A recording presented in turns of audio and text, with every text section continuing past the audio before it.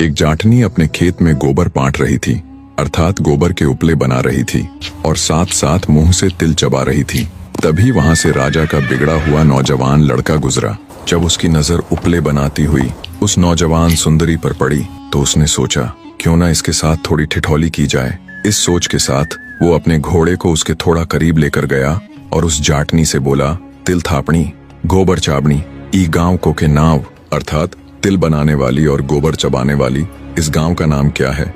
जाट की लड़की भी बड़ी तेज तर्रार थी, उसने भी कुंवर को उसी ढंग से उत्तर दिया, सेल चढ़िया घोड़ा फर्क कावड़िया ताव गांव को नाम ई टेली, अर्थात राजकुमार पर चढ़े हुए घोड़े इस गांव का नाम टेली है। जाटनी की हाजिर जवाबी और उसके नहले पर दहले वाले जवाब को सुन राजकुमार के तन बदन में आग लग गई। वो ठहरा राजा का लड़का और वो मामूली से जमींदार की लड़की। गुस्से से लाल पीला होता हुआ राजकुंवर जाटनी से बोला, तेरी ये मजाल, तू राजा के लड़के को उल्टा जवाब दे। मैं तेरे साथ ऐसी कहानी करूंगा कि तू सदा याद रखेगी कि तेरा पाला किससे पड़ा था। मैं तुझसे विवाह करूंगा और चौथे फेरे में ही तुझे छोड़ दूंगा। ना तो तू ब्याही रहेगी और ना कुंवारी। इतनी बात कह कुंवर वहां से जाने लगा। अब जाटनी उसे ऐसे कैसे जाने देती। उसने कहा, रुक राजा की घमंडी औलाद, अब मेरी भी बात सुनता जा। तू बड़ा राजकुमार बना फिरता है ना। अगर तेरे ही सगे बेटे से तेरा काला मुंह करवाकर तुझे 7 जूते मरवाकर तेरे इस घमंड को चूर चूर ना किया तो मैं भी असल जाट की औलाद नहीं। जाटनी की बात सुन कुंवर चुपचाप बिना कुछ बोले वहां से चला गया।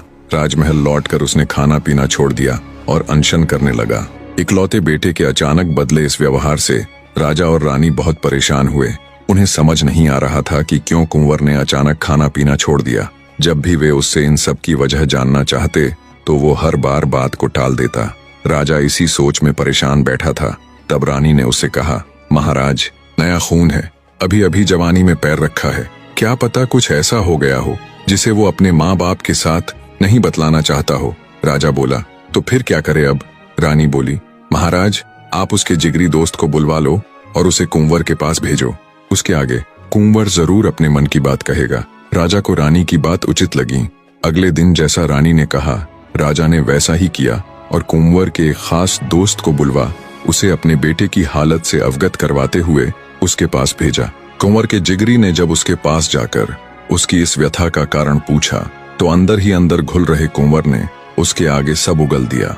जाट की लड़की के साथ हुई पूरी घटना राजकुंवर अपने जिगरी दोस्त के सामने कह सुनाता है और कहता है, उस मामूली सी जमींदार की लड़की को मैं चुनौती तो दे आया कि मैं उसे बीच विवाह चौथे फेरे में छोड़ दूंगा, पर मेरी अब ये चुनौती पूरी कैसे होगी।